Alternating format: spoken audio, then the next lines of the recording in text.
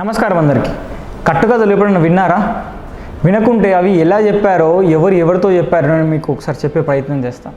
British వాళ్ళు భారతీయులలో ఐక్యత లేదని బాగా కట్టుకథలు చెప్తుండే.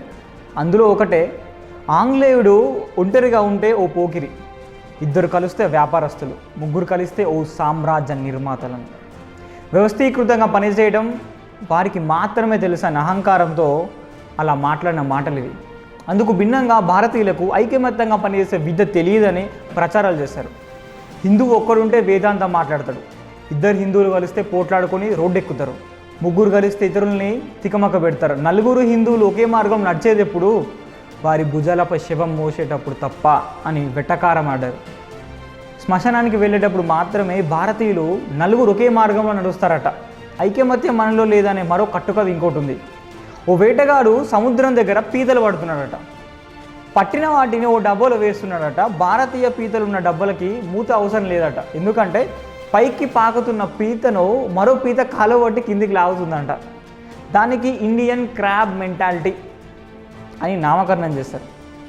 భారతీయులను తక్కువ చేసి మనోభావాలను దెబ్బతీసేలా మనలో మన నిజమే కదా అని కొట్టుకోవడం తెచ్చేలా ఎన్నో తప్పుడు ప్రచారాలు చేశారు.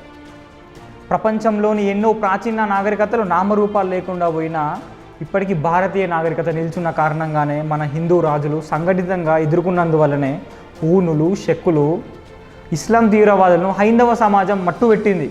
అలాంటి హిందూ రాజులకు సంఘటిత వ్యవస్థ లేదనడం వారి పిచ్చితనం అని నేనంట.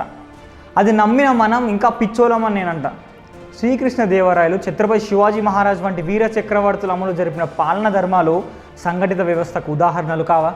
సహజంగానే హిందూ సమాజం సంఘటిత శక్తికి పేరు పొందింది. ఇందుకు మన కుటుంబ వ్యవస్థే ఉదాహరణ. అగ్రరాజ్యాలుగా పేరు పొందిన దేశాల్లో అధ్వాన పరిస్థితుల్లో ఉన్న వారి కుటుంబ వ్యవస్థపై మనం ఎంత తక్కువ మాట్లాడితే అంత మంచిది. నీ పిల్లలు నా పిల్లలు కలిసి మన పిల్లలతో పోట్లాడుతున్నారు అనే సంస్కృతి వారిది. మన సంస్కృతిలో వ్యక్తి అభివృద్ధికై వారి వయస్సును బట్టి ఏర్పాటు చేసిన 4 ఆశ్రమ ధర్మాలు వ్యవస్థీకృత సమాజానికి ఉదాహరణలు. బ్రహ్మచర్యం, గృహస్థాశ్రమం, వానప్రస్థాశ్రమం, సన్యాసాశ్రమం అంటూ ఏర్పాటు వ్యవస్థలు వ్యక్తికి నిర్దేశించిన నియమాలు, బాధ్యతలు. ఈ వ్యవస్థ ఏ దేశ నాగరికతలో కనబడదు. ఎందుకంటే వాళ్ళకి ధర్మం అంటేనే తెలియదు కదా. వ్యక్తి నుండి సమిష్టిగా ఆలోచించే దేశంలో నడిపే ఈ భారతీయ వ్యవస్థ ఋషుల అమోఘ సృష్టి. నదుల పేరిట 12 సంవత్సరాలకు ఒకసారి జరిగే కుంభమేళాలు, పుష్కరాలు వంటి బృహత్ ఉత్సవాలు, అక్కడకు లెక్కలేనంతమంది విచ్చేసే జన సమూహం వ్యవస్థీకృత లేని సమాజానికి ఎలా సాధ్యమవుతుంది? ఇటువంటి దేశంలో వలసవాదులు విభజించు పాలించు అనే ఒక కుట్రను బన్నారు. సర్ బిరుదులు, రాజబహదూర్ సన్మానాలతో ఎరవేసి కొందరు వ్యక్తులను లోబరుచుకున్నారు. 1857 వరకు సంఘటితంగా పనిచేసిన భారతీయులలో అనైక్యత బీజాలు నాటారు. కొందరు ప్రతిష్ఠిత వ్యక్తులు, సమర్థులైన నాయకులు రాణి ముందు మోకరిల్లి తెచ్చుకున్న బిరుదులతో బ్రిటిష్ వారికి అనుకూలంగా మారారు. వారు ఐకమత్యంలో లేరు అనే విషవృక్షం దేశంలో పెంచి పోషించబడింది. స్వాతంత్రం వచ్చిన తర్వాత కూడా కాంగ్రెస్ దానికి కొనసాగించింది.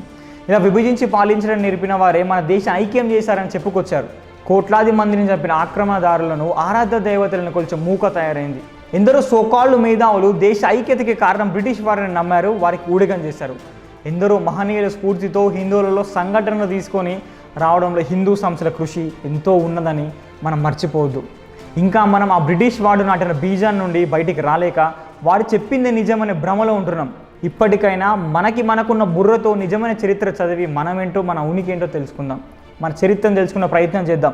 బానిసత్వం నుండి ఇప్పటికైనా బయటకు రండి. జై హింద్. ఈ వీడియో కనుక మీకు నచ్చినట్లయితే లైక్ చేయండి, షేర్ చేయండి, సబ్స్క్రైబ్ చేయండి. మీ ఒపీనియన్ని కామెంట్ ద్వారా మాకు తెలియపరచండి.